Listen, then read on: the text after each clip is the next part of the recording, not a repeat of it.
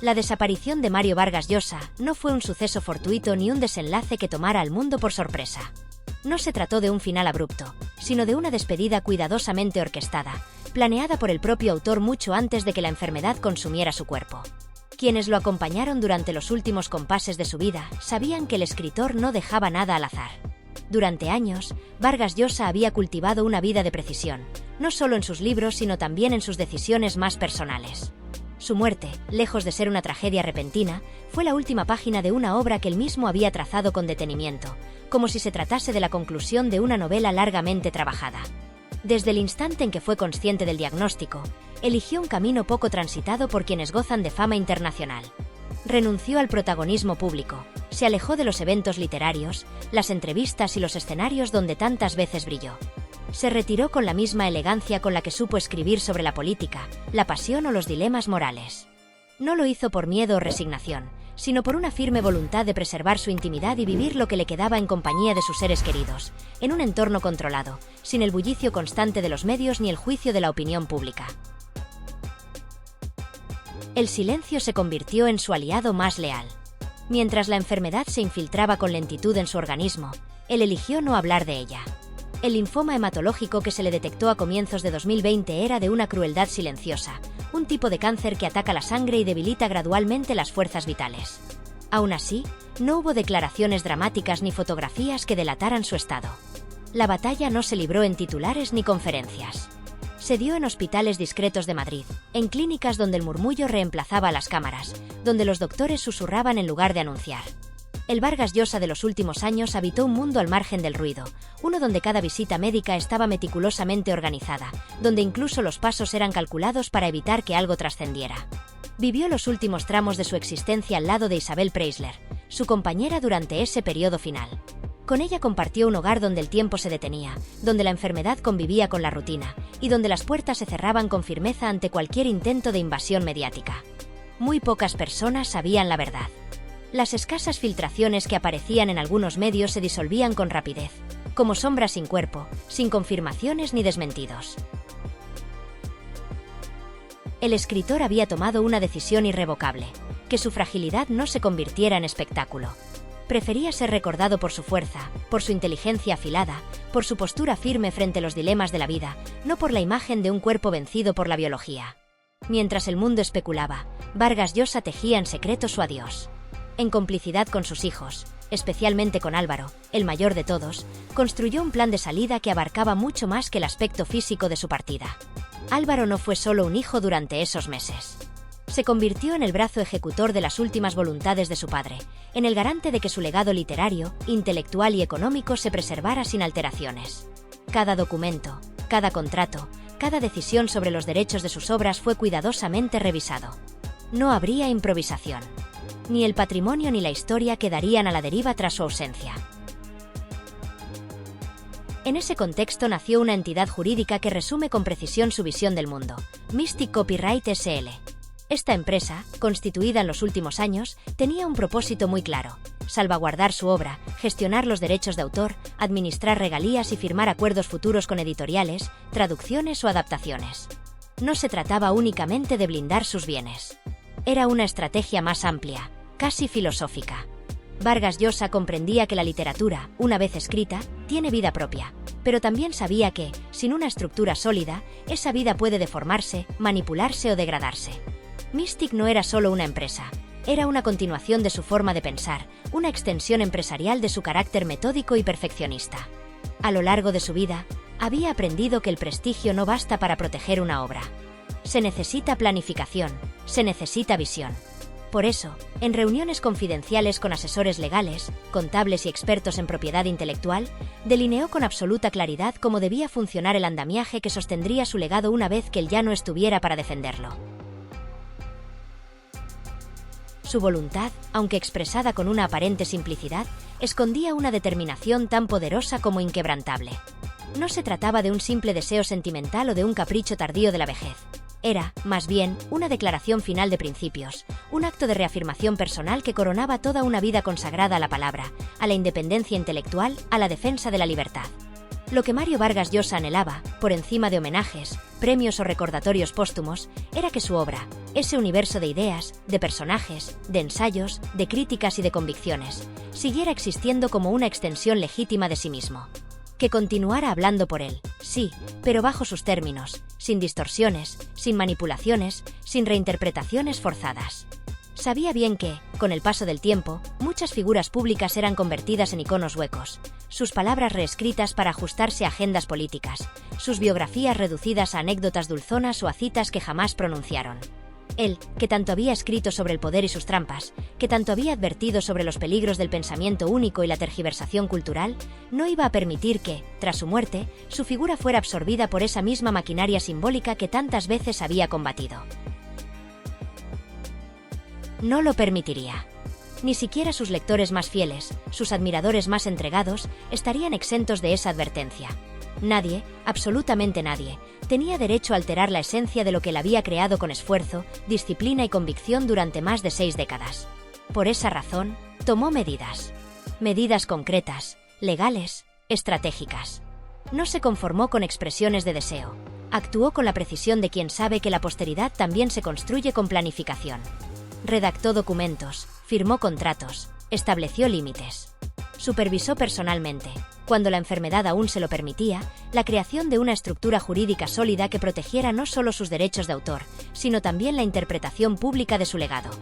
Mystic Copyright SL no fue simplemente una empresa más dentro del entramado administrativo de su patrimonio, sino un escudo, un bastión desde el cual garantizar que su obra no se convirtiera en un terreno de disputa o en una mercancía banalizada. Era la culminación de su voluntad de control, de su necesidad de coherencia. Mientras todo eso se cocía en la sombra, en despachos silenciosos de abogados, en largas conversaciones familiares, en decisiones tomadas sin prisa pero sin pausa, el cuerpo de Mario comenzaba a doblegarse. Ya no era el hombre que caminaba con paso firme por las ferias del libro, que subía con soltura a los escenarios universitarios o que ofrecía entrevistas de pie, gesticulando con las manos, dejando que su entusiasmo por las ideas le iluminara el rostro. Ahora, cada movimiento requería un esfuerzo. Cada visita al médico representaba una batalla contra la evidencia de lo inevitable. Y sin embargo, jamás se quejó en voz alta. No era su estilo. Ni siquiera en los momentos más difíciles permitió que el dolor físico lo convirtiera en víctima. El cáncer, ese enemigo silencioso que se le había declarado a principios de 2020, avanzaba con sigilo pero con firmeza. Era un linfoma hematológico, una enfermedad que afectaba directamente a la sangre y al sistema inmunológico, y que, poco a poco, fue robándole la fuerza que lo había caracterizado toda su vida. En privado, sabía que la lucha era desigual, pero aún así, no se entregó al derrotismo. Su mente seguía lúcida, su memoria intacta. Su voz, aunque más baja, conservaba la autoridad de siempre. En esos días finales, Vargas Llosa optó por desaparecer del escenario público. Lo hizo sin anuncio, sin escándalo, sin declaraciones altisonantes. Simplemente se retiró. Se replegó al silencio. A una intimidad construida a conciencia, casi como un monje que abandona la ciudad para reencontrarse consigo mismo. Durante décadas, había estado en el centro del debate intelectual y político de Iberoamérica. Había polemizado, había viajado, había alzado la voz. Pero ahora, eligió el susurro, el recogimiento. No como señal de derrota, sino como expresión suprema de libertad. Y mientras muchos lo imaginaban aún escribiendo en su estudio, revisando borradores o enviando columnas de opinión a los medios, la realidad era otra. Vivía en una especie de clausura voluntaria, en la que cada día tenía un propósito distinto. No el de crear, sino el de ordenar, de preparar, de cerrar los capítulos de una historia personal e intelectual que sabía estaba llegando a su fin. Revisaba contratos, organizaba legados, leía sus propias cartas antiguas, recordaba a los amigos que ya no estaban. No había tristeza en eso, sino una serena aceptación. En ese tiempo, los vínculos familiares adquirieron un peso inédito. Las reuniones con sus hijos se volvieron más íntimas, más sustanciales. Las decisiones se discutían sin urgencias, con una mezcla de respeto y solemnidad. Álvaro, su primogénito, asumió un papel fundamental. No solo fue su hijo, su confidente, su presencia permanente en los momentos más delicados, sino también el encargado de custodiar el legado que su padre le estaba confiando. Las instrucciones eran claras. No debía haber filtraciones, ni protagonismos innecesarios. Todo debía hacerse con discreción. Sin ruido. sin espectáculo. Las despedidas no fueron públicas. No hubo homenajes anticipados, ni comunicados oficiales. Vargas Llosa no los quiso. Su rechazo a la teatralización de la muerte fue absoluto. Prefería marcharse como vivió, con plena conciencia, con dignidad, con elegancia. Nada de llantos frente a cámaras. Nada de tribunas llorosas. Solo el silencio, el recogimiento, la compañía de los suyos, el calor de los recuerdos. La muerte, en su caso, no fue un final trágico, sino una transición cuidadosamente orquestada. Y cuando finalmente se apagó la luz, no dejó un vacío. Dejó una estructura sólida. Una arquitectura de pensamiento, de valores, de textos, de decisiones, que continuará existiendo más allá de su cuerpo. Sus libros seguirán siendo leídos. Sus ideas debatidas. Su figura, analizada y discutida. Porque incluso en la muerte, Mario Vargas Llosa no renunció a ser autor de su destino. Planificó hasta el último párrafo de su vida como si fuera el cierre de una gran novela. Y lo hizo con la maestría que siempre lo distinguió, sin estridencias, sin concesiones, con plena lucidez y con una fidelidad absoluta a sí mismo. En el corazón de Madrid, justo donde las calles murmuran historia y las fachadas respiran prestigio, hay un edificio que alguna vez fue el epicentro de uno de los proyectos intelectuales más ambiciosos de la literatura hispana contemporánea. Allí, en el número 1 de la calle Flora, se encontraba la sede de Mystic Copyright S.L., una sociedad que no solo gestionaba los derechos de autor de Mario Vargas Llosa, sino que también fue concebida como la fortaleza donde su legado sería conservado con rigor y visión de futuro. Al menos, esa era la intención. Con el paso del tiempo, esa supuesta fortaleza demostró no ser más que una caja negra, opaca, cerrada, impenetrable. En su interior no reposaban únicamente contratos editoriales ni acuerdos con traductores. Había también complejas maniobras inmobiliarias, gastos inexplicables y una contabilidad que, lejos de ofrecer claridad, sembraba dudas. A medida que se abrían los archivos y se escudriñaban los documentos contables, emergía una verdad incómoda. Lo que debía proteger la memoria de un autor de talla mundial, se había convertido en una amenaza latente para esa misma memoria. El punto de quiebre apareció con la publicación del último balance fiscal. La cifra era inquietante. Mystic Copyright S.L. arrojaba un patrimonio neto negativo de 109.000 euros. Por sí sola, la cifra ya provocaba alarma. Pero el asombro se intensificó cuando se cruzó ese dato con otro aún más desconcertante. La empresa había ingresado más de 2 millones de euros durante ese mismo ejercicio. ¿Cómo era posible que una sociedad con semejante flujo de dinero terminara con números en rojo? La respuesta, según los documentos presentados ante las autoridades tributarias, se encontraba en los gastos operativos, más de 1,9 millones de euros registrados como coste de actividades corporativas. Sin embargo, al analizar los detalles de dichos desembolsos, comenzaron a brotar inconsistencias difíciles de justificar. Aparecieron pagos sin concepto claro, salarios excesivos sin relación aparente con funciones realizadas, y una serie de gastos que más bien respondían a un estilo de vida lujoso, alejado por completo del perfil austero con el que el autor decidió despedirse del mundo público. Mientras Mario Vargas Llosa afinaba hasta el último detalle de su salida con la meticulosidad de un narrador clásico, escribiendo su retiro como si fuera un epílogo, en paralelo se estaba redactando otro relato. Uno más desordenado, más caótico, más oscuro. Un texto sin revisión ni edición, escrito con prisas y sin ética. Uno en el que los recursos del escritor eran drenados sin un criterio profesional ni una supervisión adecuada. Y los protagonistas de ese otro relato no eran figuras anónimas. El nombre de Álvaro, su hijo, aparecía como principal apoderado de la sociedad. Pero no estaba solo. También figuraba Fiorella Battistini, su asistente personal en los últimos años, quien contaba con poderes totales para operar en nombre del escritor. Ambos habían sido escogidos, según la narrativa oficial, para custodiar el legado del autor. Sin embargo, con su fallecimiento, pasaron de ser guardianes a actores centrales en un proceso administrativo que comenzaba a desmoronarse. Las preguntas se acumularon. ¿Fueron víctimas de la inexperiencia o ejecutores de decisiones deliberadas? ¿Negligencia o deslealtad?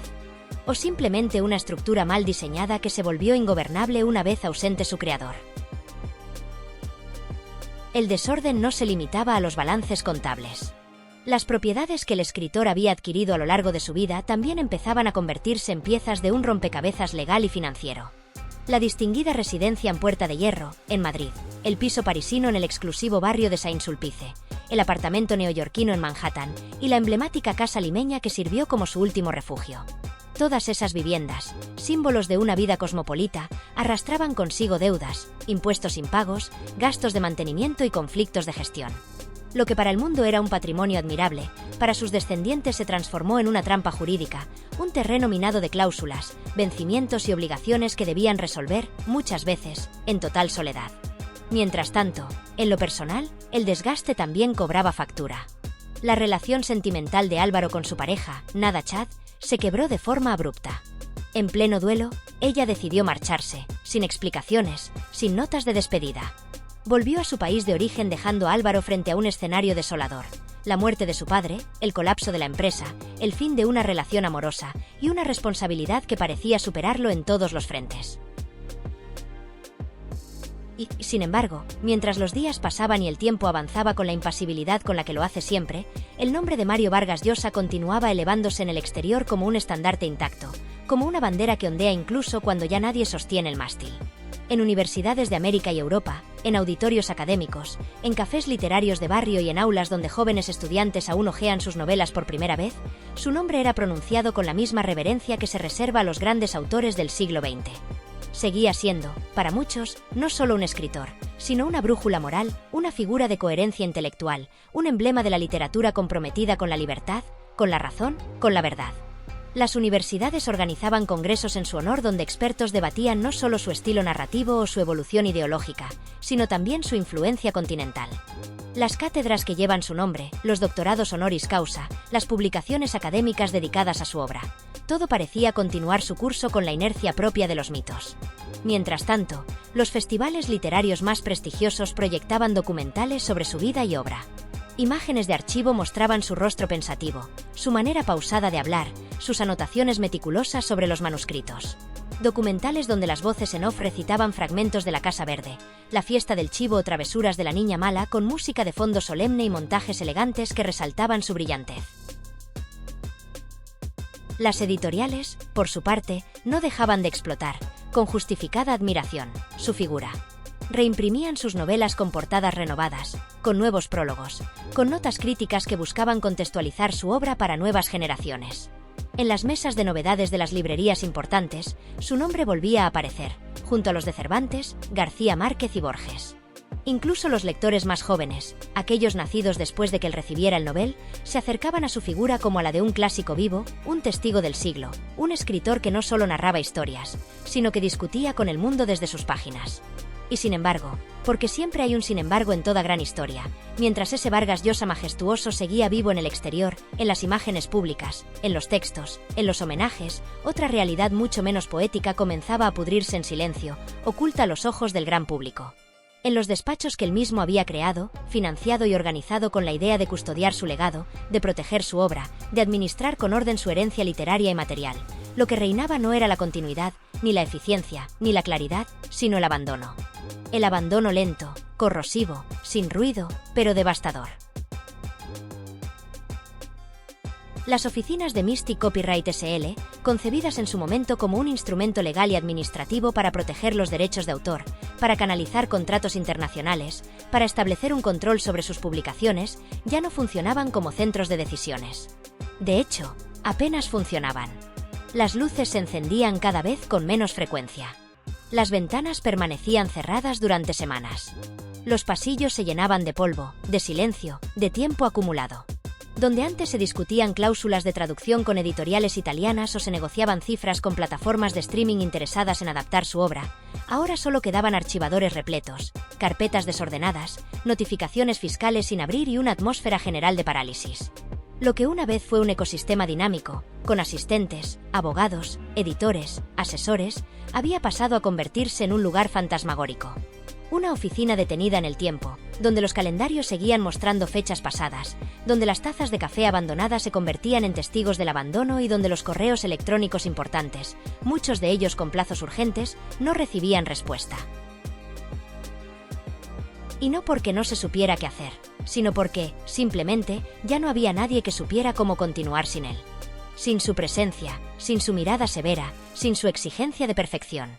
Aquello que Vargas Llosa representó durante más de medio siglo, La precisión argumentativa, la obsesión por la forma, la defensa radical de la claridad, se había desvanecido en sus propios dominios. En su ausencia, lo que quedaba era un caos administrativo, un laberinto de decisiones no tomadas, de poderes notariales sin ejecutar, de balances sin cerrar. Lo que él tanto temió en sus novelas, el desorden, la corrupción, el deterioro de las instituciones, parecía haberse instalado en su propio legado. Un legado al que él dedicó cada minuto con obsesión, con rigor, con disciplina, y que ahora se debatía entre la apatía, la improvisación y el descuido. Porque aunque Mario Vargas Llosa se pensó siempre como el autor total de su propia vida, y también de su propia muerte, incluso de su propia posteridad, lo cierto es que nadie puede escribir el capítulo que viene después de sí mismo. Y si bien él hizo todo lo posible por asegurar que su legado permaneciera limpio, estructurado, admirable, no contó con un detalle fundamental: que el vacío, una vez instalado, es más difícil de llenar que cualquier novela. Quizá por eso el final real no fue el que él imaginó. No hubo desenlace perfecto, ni epílogo vibrante, ni un acto final en el que la obra y la vida se cerraran con armonía. En cambio, hubo un desmoronamiento lento. Un largo epílogo administrativo donde la figura que una vez simbolizó el orden, la coherencia y el pensamiento lúcido, se deshacía en gestiones sin responder, en carpetas olvidadas, en impuestos impagos. Donde no quedaban protagonistas, ni tramas, ni estructura. Solo fragmentos. Solo contradicciones. Y así, mientras en los auditorios se siguen proyectando sus entrevistas y en las editoriales se siguen reeditando sus novelas, en el corazón mismo de su herencia se libra otra batalla. Una que no tiene el brillo de las cámaras, ni la altura de las ideas, ni la belleza del estilo. Una batalla gris, burocrática, en la que cada día se pierde un poco de lo que él quiso preservar. Una historia menor, pero dolorosa. Una historia que quizá él nunca hubiera querido que se contara. Pero que, precisamente por eso, necesita ser contada. Porque a veces, incluso los grandes escritores, incluso los más lúcidos, incluso los que lo planificaron todo, terminan dejando sin final la historia más importante de todas, la de su propio legado.